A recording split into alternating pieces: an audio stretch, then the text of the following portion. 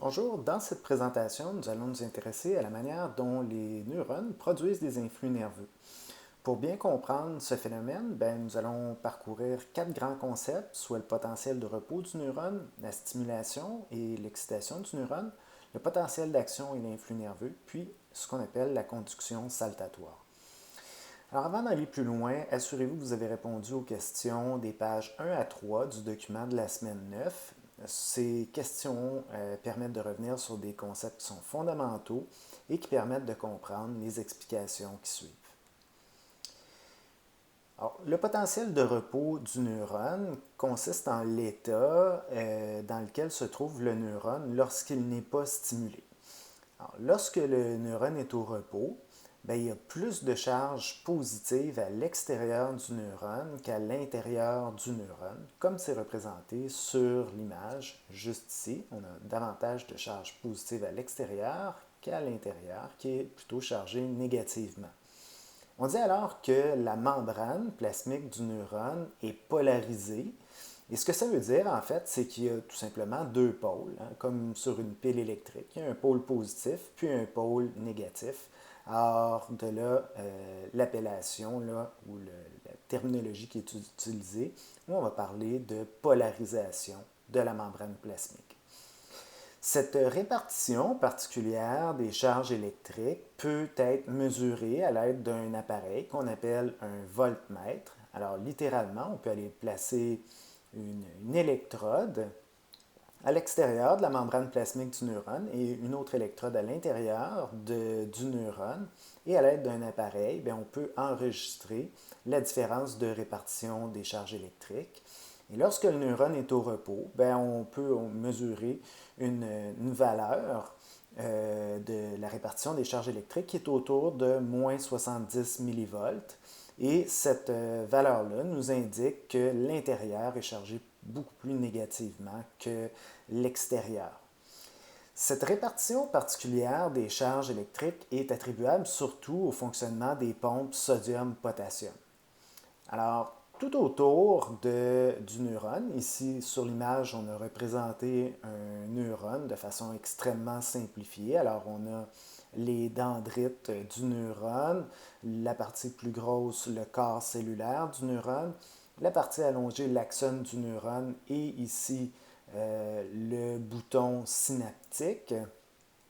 Et donc, dans la membrane plasmique du neurone, partout sur le neurone, il y a ce qu'on appelle des pompes à sodium-potassium.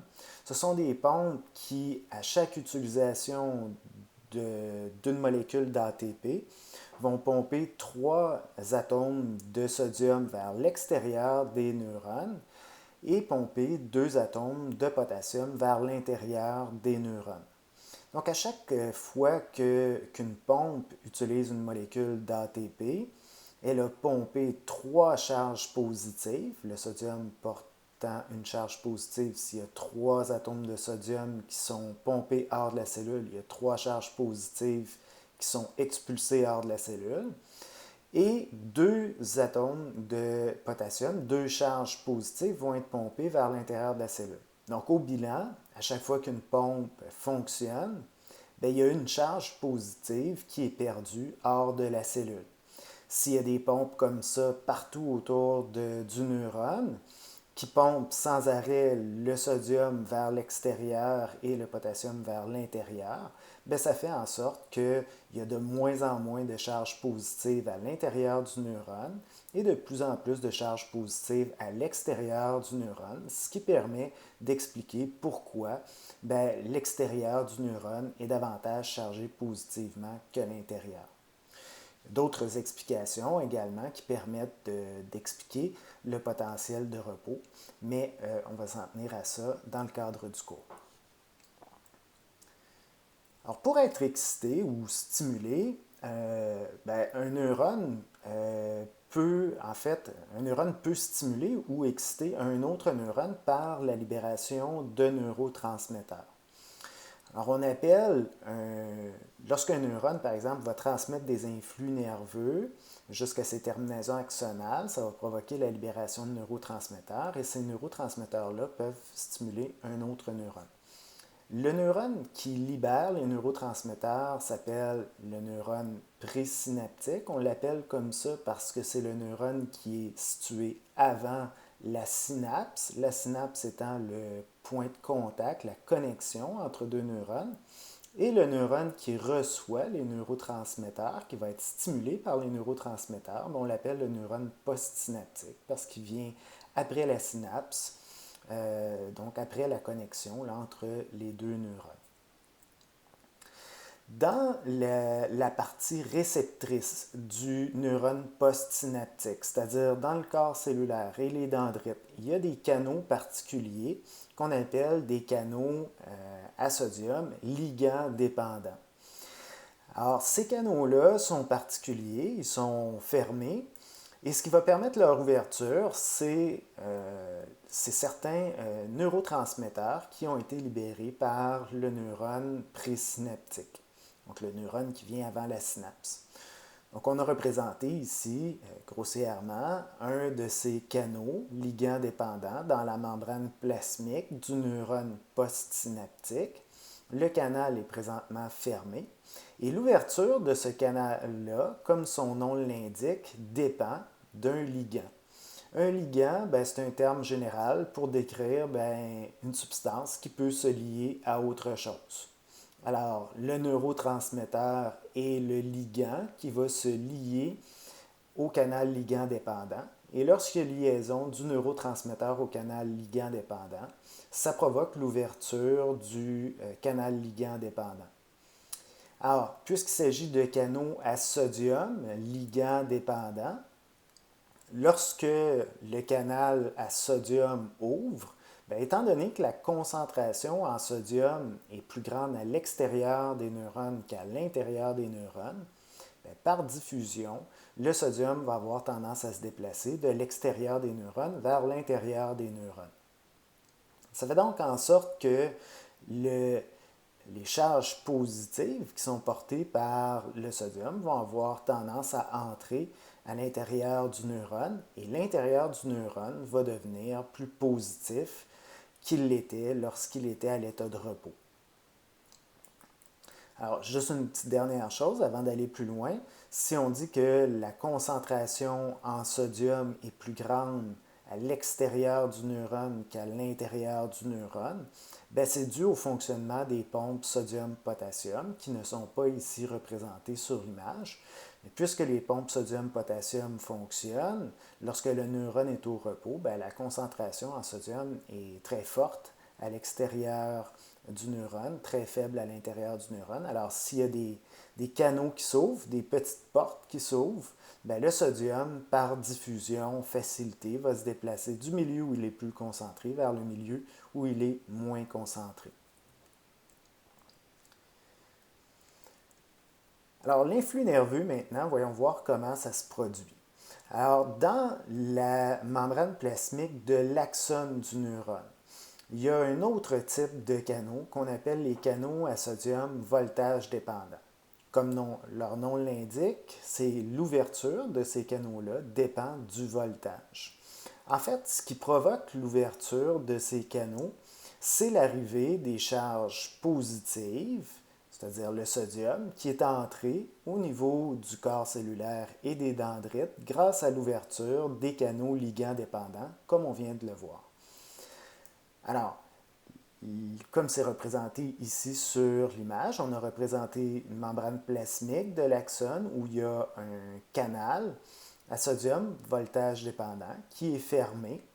Lorsqu'il arrive des charges positives, s'il y a suffisamment de charges positives, comme on va le voir, ça provoque l'ouverture du canal voltage dépendant à sodium.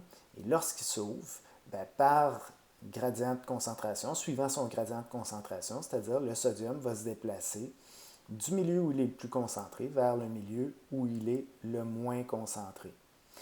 Alors, pour reprendre, lors de l'ouverture des canaux ligand dépendants qui sont situés au niveau du corps cellulaire et des dendrites, donc l'ouverture des canaux ligand dépendants est provoquée par l'arrivée des neurotransmetteurs. Lorsque ces canaux s'ouvrent, le sodium entre par diffusion à l'intérieur du neurone. Ça fait en sorte qu'il y a plus de charges positives à l'intérieur du neurone.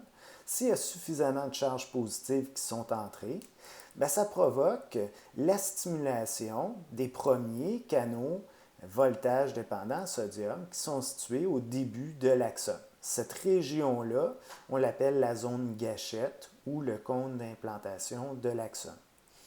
Lorsque les canaux voltage dépendants sont stimulés par l'arrivée de ces charges positives, les canaux s'ouvrent, ce qui laisse passer le sodium qui va se déplacer d'un milieu où il est plus concentré, soit l'extérieur des neurones, vers l'intérieur des neurones. Puisque le sodium est chargé positivement, son entrée à l'intérieur du neurone fait en sorte qu'il y a plus de charges positives à l'intérieur du neurone, ce qui va stimuler les canaux voltage dépendants à sodium qui sont situés juste à côté. Ça va provoquer leur ouverture. Le sodium qui est plus concentré à l'extérieur du neurone va avoir tendance à diffuser vers l'intérieur du neurone, ce qui va faire en sorte qu'il va y avoir plus de charges positives à l'intérieur du neurone, ce qui va stimuler l'ouverture des canaux qui sont situés juste à côté, les canaux, encore une fois, voltage dépendants à sodium, qui vont s'ouvrir, qui vont laisser entrer le sodium. Et c'est ce qui va se passer tout au long de l'axone, et c'est ce qu'on appelle l'influx nerveux. Alors, pour résumer tout ça, pour qu'il y ait donc ouverture des canaux à sodium voltage dépendant au niveau de la zone gâchette, au début de l'axone, bien, il doit y avoir une grande quantité de charges positives qui entrent dans le neurone. Et pour que ces charges positives entrent dans le neurone, bien, il doit y avoir stimulation des canaux voltage dépendant à sodium par la libération de neurotransmetteurs qui fait ouvrir ces canaux. Alors, lorsqu'il y a des neurotransmetteurs qui provoquent l'ouverture des canaux à sodium ligand dépendant, les canaux ouvrent, ce qui permet le déplacement du sodium de l'extérieur des neurones d'entrer vers l'intérieur du corps cellulaire. Et s'il y a suffisamment de sodium qui est chargé positivement, bien, la différence de potentiel qu'on mesure avec un voltmètre va passer de l'état de repos, soit moins 70 millivolts, à la valeur seuil d'excitation qui est de moins 55 millivolts. À cette valeur-là, les premiers canaux voltage dépendant à sodium vont s'ouvrir, ce qui va permettre l'entrée de sodium par diffusion d'un milieu où il est plus concentré, soit l'extérieur du neurone vers l'intérieur du neurone, ce qui va provoquer donc l'arrivée de ces charges positives portées par le sodium va stimuler l'ouverture des canaux voltage dépendant à sodium qui sont situés juste à côté. Ces canaux vont s'ouvrir, ce qui va permettre le passage de sodium du milieu où il est le plus concentré, soit l'extérieur du neurone, vers l'intérieur du neurone, ce qui va créer l'arrivée de charges positives à l'intérieur du neurone, ce qui va stimuler les canaux adjacents, et ainsi de suite, tout au long de l'axone jusqu'aux terminaisons axonales. C'est ce qu'on appelle l'influx nerveux. Alors, les différences, les variations de la charge électrique dans un segment de l'axone peuvent être mesurées et correspondent à des phénomènes qui se produisent dans chacun des segments de l'axone. Alors, c'est ce qui est représenté. Là. On peut mesurer ça, on peut enregistrer ça d'ailleurs sur un graphique, comme c'est représenté ici sur l'image. Alors, lorsque le neurone est à l'état de repos, comme on l'a vu, ben, il y a beaucoup plus de charges négatives à l'intérieur du neurone, plus de charges positives à l'extérieur du neurone, et on enregistre une différence de potentiel électrique égale à moins 70 millivolts.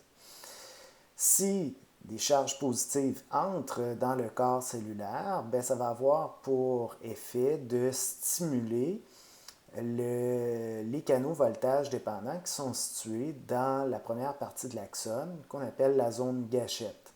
Alors, s'il y a suffisamment de charges positives qui entrent dans le neurone et que la valeur seuil de moins 55 millivolts est atteinte, les canaux à sodium voltage dépendant s'ouvrent, ce qui va permettre l'entrée de sodium d'un milieu où il est le plus concentré, soit l'extérieur du neurone, vers l'intérieur du neurone. Ça fait donc en sorte qu'il y a de plus en plus de charges électriques à l'intérieur du neurone, donc l'intérieur devient de plus en plus positif, jusqu'à atteindre une valeur de plus 30 millivolts. Cette valeur-là n'est pas très importante pour les questions auxquelles on devra répondre dans le cadre du cours. Je poursuis les explications, même si elles sont secondaires, encore une fois, pour les questions auxquelles on va s'intéresser dans le cadre du cours, mais ça vous permettra de mieux comprendre le phénomène complet. Alors, à la valeur de plus 30 millivolts, les canaux voltage dépendants se referment. Et ce qui va permettre au neurone de retrouver son état de repos, c'est l'ouverture d'un autre type de canal qu'on appelle les canaux à potassium voltage dépendant. Donc, lorsque la valeur de plus 30 millivolts est atteinte, les canaux à potassium s'ouvrent et puisque le potassium est plus concentré à l'intérieur des neurones qu'à l'extérieur des neurones, dû au fonctionnement des pompes sodium-potassium, le potassium va avoir tendance à se déplacer du milieu où il est le plus concentré vers le milieu où il est le moins concentré. Alors, la sortie des charges positives hors du neurone fait en sorte que l'intérieur du neurone va devenir de plus en plus chargé négativement, tellement qu'il va devenir plus négatif que son seuil de repos, son potentiel de repos. Et ce qui va permettre de rétablir vraiment le potentiel de repos, c'est le fonctionnement des pompes sodium-potassium. Alors, le tracé typique qu'on peut observer dans un segment de l'axone, c'est ce qu'on appelle le potentiel d'action. Et chacune des phases du potentiel d'action sont résumées ici là, sur cette image que vous pourrez consulter. On parle de conduction saltatoire pour expliquer le phénomène par lequel se déplace l'influx nerveux dans des cellules qui possèdent ce qu'on appelle une gaine de myéline. La gaine de myéline est une enveloppe discontinue qui est formée par des cellules qui entourent les neurones qu'on appelle des neurolémocytes, aussi connus sous le nom de cellules de Schwann. Et je dis que c'est une gaine qui est discontinue parce qu'il y a des cellules qui entourent l'axone du neurone, mais entre chacune de ces cellules, il y a des espaces qu'on appelle les nœuds, soit les nœuds de la neurofibre ou les nœuds de l'axone. Et c'est dans ces régions, ces nœuds, où on retrouve une très forte concentration de canaux à sodium, voltage dépendant. Alors, des neurones qui possèdent une gaine de myéline, comme ça, il y en a un très grand nombre, particulièrement les neurones associés à la motricité, mais c'est ce qui constitue la substance blanche, comme j'en ai déjà parlé. Donc, à des endroits du système nerveux central où on retrouve beaucoup de neurones qui possèdent des gaines de myéline, ces régions-là sont blanchâtres dues à la coloration de la gaine de myéline qui est blanchâtre. L'utilité de la gaine de myéline pour les neurones est d'accroître la vitesse à laquelle se propage l'influx nerveux. En fait, la gaine de myéline, qui est représentée sur l'image également de droite ici, en fait, ce qu'on a représenté en jaune doré, c'est l'axone du neurone et on a représenté ici grossièrement une gaine de myéline qui enveloppe l'axone du neurone. Il y en aurait une deuxième à l'extrême droite de la figure. Et on a représenté les nœuds de l'axone où se trouvent les canaux voltage dépendants ici dans le segment A et dans le segment E. Alors, la gaine de myéline, en fait, isole l'axone du neurone et empêche les fuites d'ions qui se trouvent dans l'axone. Alors, lorsque un des segments, par exemple, si on prend le premier segment de l'axone est stimulé par des charges positives, les canaux à sodium voltage dépendant s'ouvrent, le sodium entre à l'intérieur de l'axone du neurone et le sodium qui est chargé positivement a pour effet de repousser les charges positives vers le segment suivant. Alors, étant donné que ces charges positives ne peuvent pas sortir de l'axone du neurone dû à la présence de la gaine de myéline, elles sont tout simplement repoussées vers le segment le segment suivant là, où se trouve un nœud. Donc, c'est comme si l'influx nerveux voyageait par souffle, voyageait par bond d'un segment à un autre, d'un nœud à un autre, où se trouvent des canaux voltage dépendants. Donc, à chaque fois qu'il entre du sodium, le sodium repousse les charges positives qui sont situées dans l'axone. Ces charges positives repoussent les charges positives qui sont situées dans le segment adjacent, qui repoussent les charges positives qui sont situées dans le segment adjacent vers le nœud suivant. Et l'arrivée de ces charges positives-là va stimuler l'ouverture des canaux à sodium voltage dépendant, ce qui va permettre l'entrée de sodium, ce qui va faire en sorte de repousser les charges positives qui sont présentes dans l'axone du neurone, ce qui va repousser les charges positives vers le nœud suivant. Et donc, cette propagation par saut est beaucoup plus rapide parce qu'il n'est pas nécessaire de faire ouvrir des canaux voltage dépendants dans chacun des segments de l'axone, mais c'est comme si on sautait des segments de l'axone pour permettre la transmission de l'influx nerveux. Donc, au terme de la semaine 10, vous devriez être en mesure d'expliquer comment est créé le potentiel de repos du neurone en expliquant le rôle puis le fonctionnement des pompes sodium-potassium. Vous devriez être capable d'expliquer comment un neurone peut être stimulé par un autre neurone en parlant du fonctionnement et du rôle des canaux ligands dépendants à sodium. Vous devriez également être capable d'expliquer comment créer un potentiel d'action, puis comment se fait la transmission de l'influx nerveux du cône d'implantation d'un neurone jusqu'aux terminaisons axonales. Donc, ça devrait faire intervenir le rôle des canaux voltage dépendants à sodium. Et vous devriez être en mesure d'expliquer grossièrement de quelle façon se fait la conduction saltatoire et le rôle de la gaine des myélines. En terminant, je souligne, comme vous l'avez vu, qu'il y a une faute dans la présentation, mais ce qui est plus important, je vous invite fortement à visionner la vidéo portant sur l'influx nerveux dont le lien est disponible sur Léa. La vidéo permet de mieux se représenter de façon dynamique de quelle manière est créé et se propage un influx nerveux tout au long de l'axone d'un neurone.